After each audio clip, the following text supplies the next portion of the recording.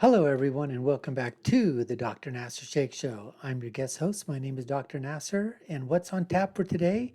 Well, we've got Kevin O'Leary of the Shark Tank as he sat down with Don the Lemon Lemonade and his co-host on CNN in mourning. That's right, folks, they are in mourning because nobody's watching them. But anyways, Kevin Leary sat down with them to talk about jobs, what's happening in New York, where he predicts job growth is going to be, business are going to flourish, and you're going to be shocked at some of his answers, folks. But we're going to get to all that in the next few seconds. But before we do, if you haven't subscribed to our channel, now's the time to do it. Hit that notification bell, like, share, and follow us. Put your comments down below. Let us know what you think. Let's get to Kevin O'Leary and the losers at CNN. Welcome back.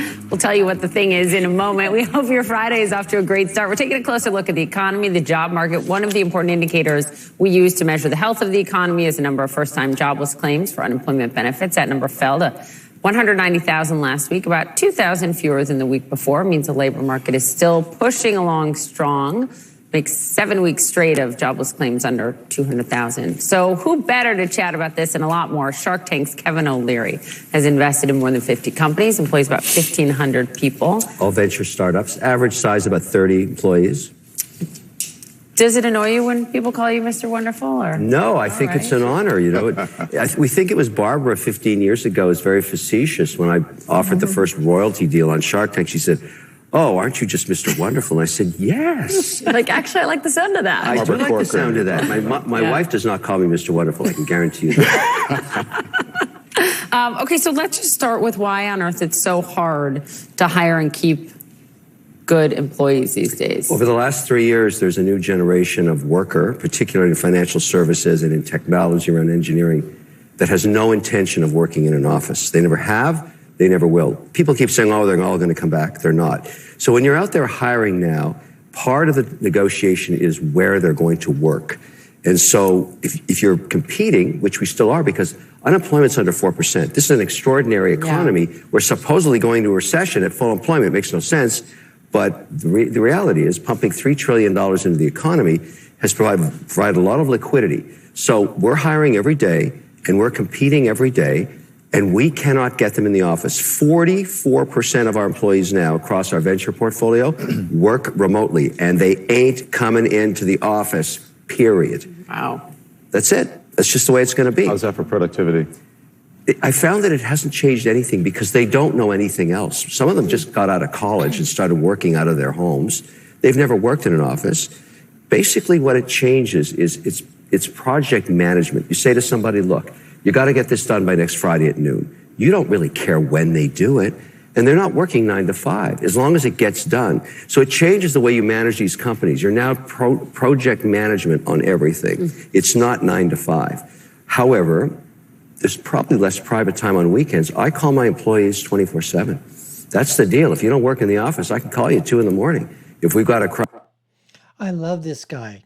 Kevin O'Leary basically is saying that the way that people work, the productivity, everything has been changed post, obviously, COVID, where there's a lot of people that got used, they liked working from home. They hated the commute, an hour, hour and a half, in traffic, in the morning, coming back at home, unproductive time or whatever. Now, Kevin is saying you got to compete on a global level with everybody around the world and in the United States. If there's a worker out there and you need him to fill a position in your office and he says, hey, listen, I'll come to you.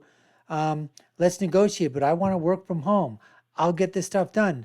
Basically, Kevin says, hey, look, you got a project that's due. I don't care if I tell you it's due in a week.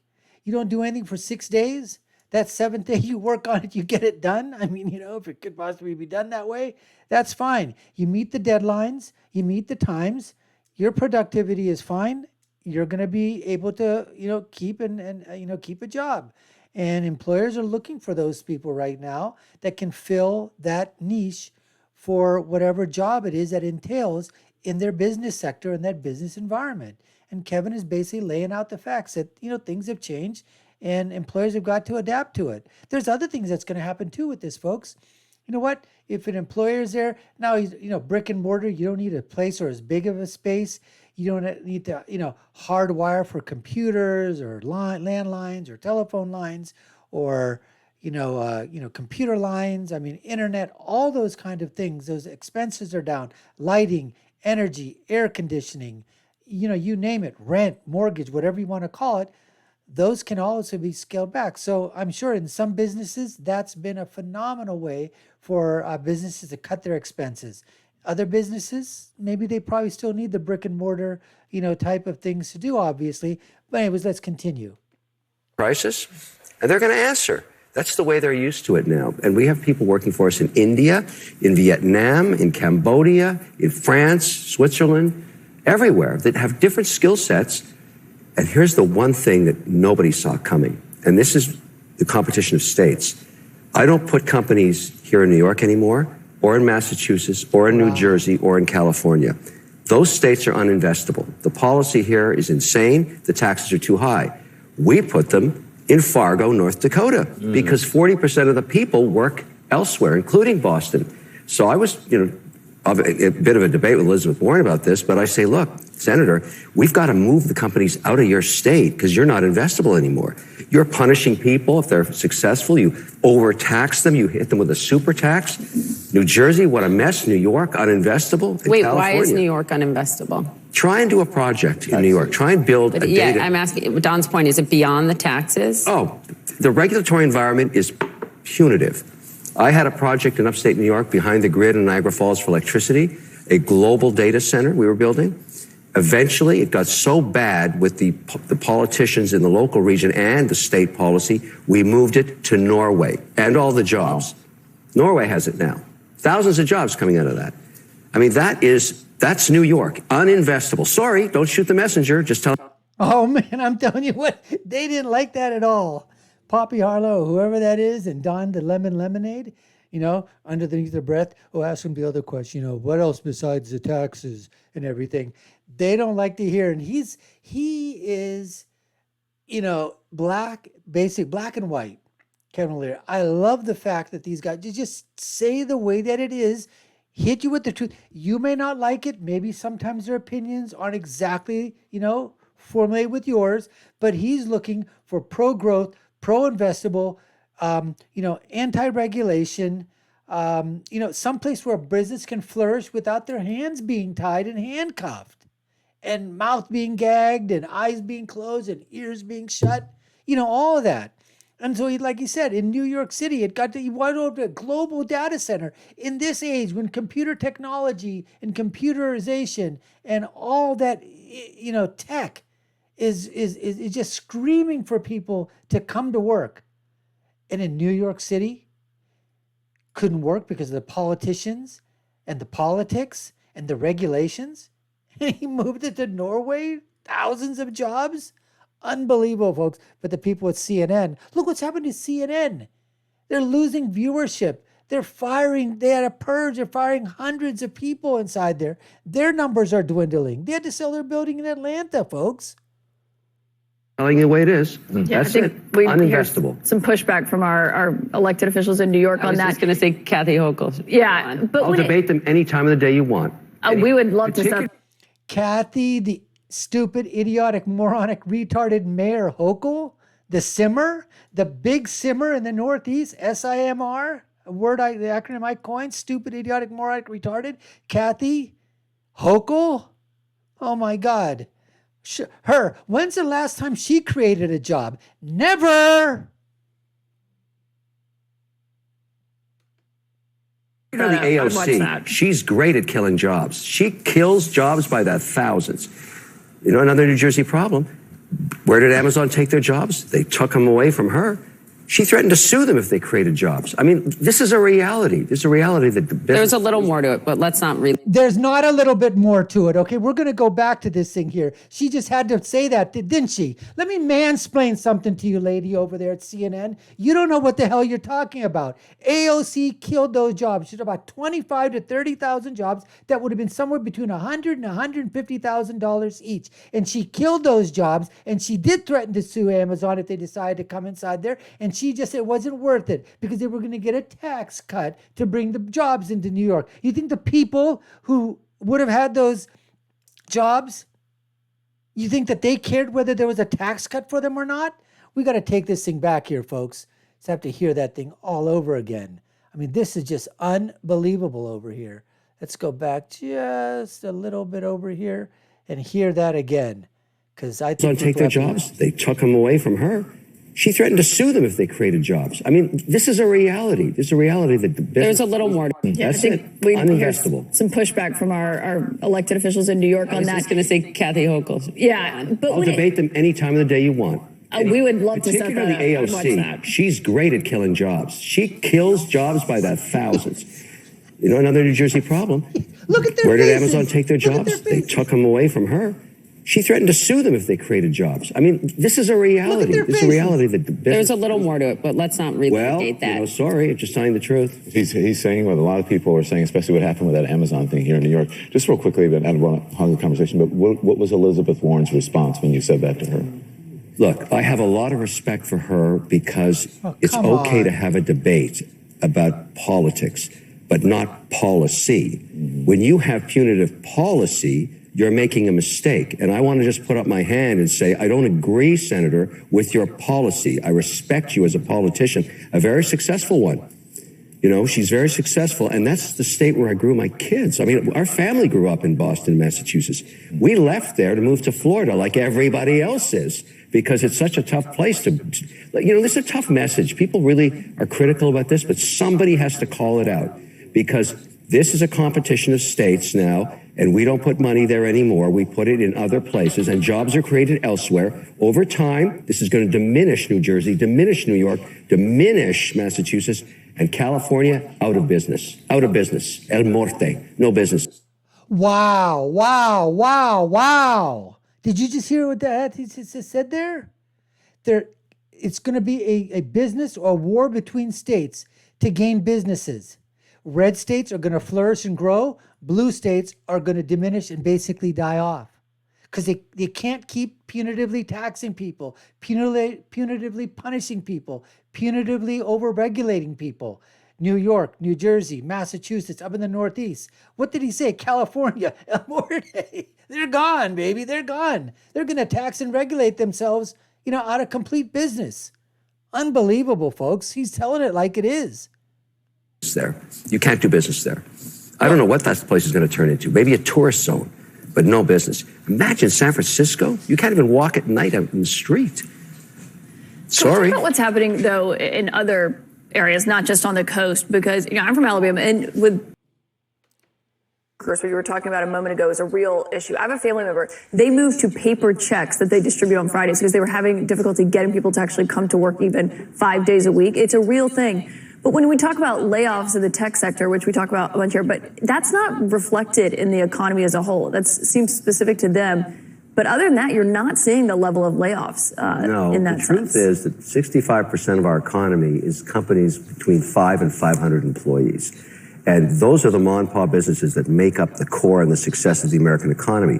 And they're doing quite well right now because the consumer is still really well financed. And so you ask, why do we still have inflation on core items like food and energy? Because there's a lot of money sloshing around the system. It's a remarkable time. Full employment, rates going up at the fastest they've ever done since the 60s. And still, you know, people are pointing to a lot of success in small business. Most of our companies are having very good quarters right now. And people talk about tech.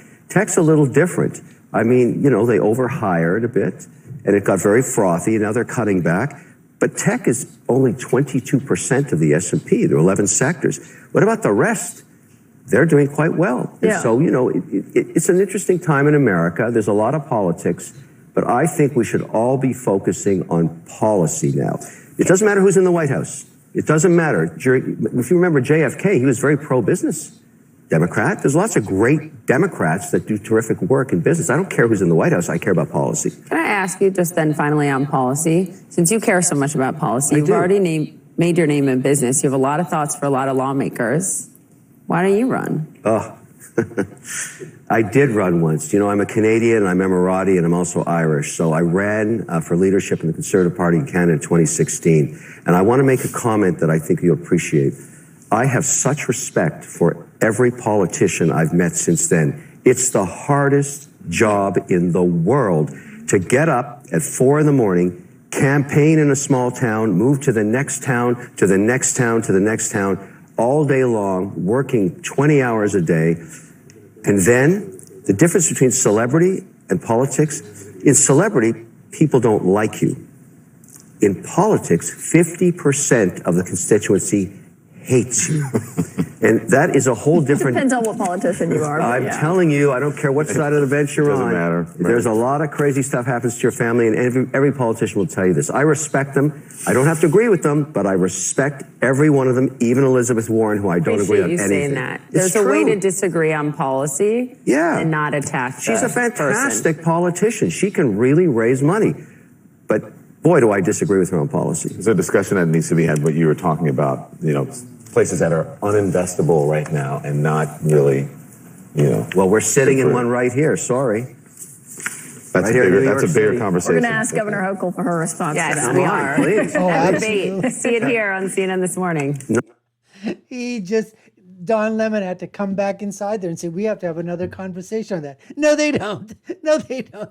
They're just saying that. And the two, I guess, I don't know what they are, sidebar or whatever. They're just there. Let's face it, ladies. You guys are just there to, I really don't know what you're there for. I mean, seriously, I don't know what Don Lemon is there for. In fact, I'd rather have Don the Lemon Lemonade gone and you two ladies there, basically, or somebody else. But, I mean, for you guys, it's just, you're pushing back on facts. I can understand you pushing back on something that doesn't make sense or something that's not true, or, following up with another question afterwards to ask Kevin, say, state the fact. He did. He put the facts out there. It is uninvestable in New York, in New Jersey, in Massachusetts, in the Northeast, in California, in those places, okay, that are absolutely bright blue.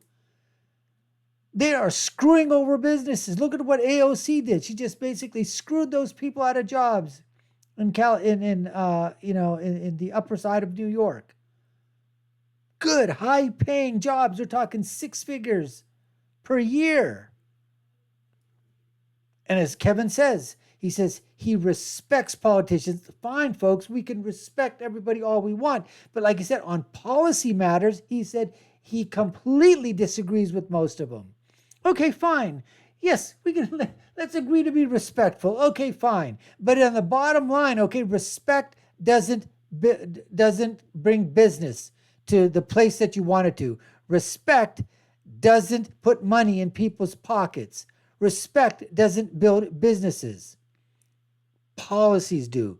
They can do harm and they can do good. And unfortunately, the Democrats, the progressives, the radicals, the elites, the policies they put. Kathy Hochul, what the hell has she done since she's been there? What policies did the commissar do? I can't remember his name right now. He was so insignificant. Bill, oh my God, I can't think of his name. The mayor of New York. It's unbelievable. He's so insignificant. I forgot. Maybe that's a good thing. Anyways, folks, thanks for taking the time to watch. You've been watching the Dr. Nasir Shaikh Show. I've been your guest host. My name is Dr. Nasir. If you haven't done so already, subscribe to our channel, like, share, and follow us. Hit that notification bell. Comment below. Let us know what you think. Do you agree with what Kevin was saying? Is that what's going to happen? Is it already uninvestable in New York, New Jersey, Massachusetts, California? That these cities or these states, whatever, are going to be pretty much business decimated in the future? Let us know in your comments below, and I'll leave you with my final thought, which is, first of all, I agree completely with Kevin Leary, and the reason I agree with him is because when you're right, and when you're left like the panel, you're wrong. We'll see you again next time, folks. Take care and stay safe.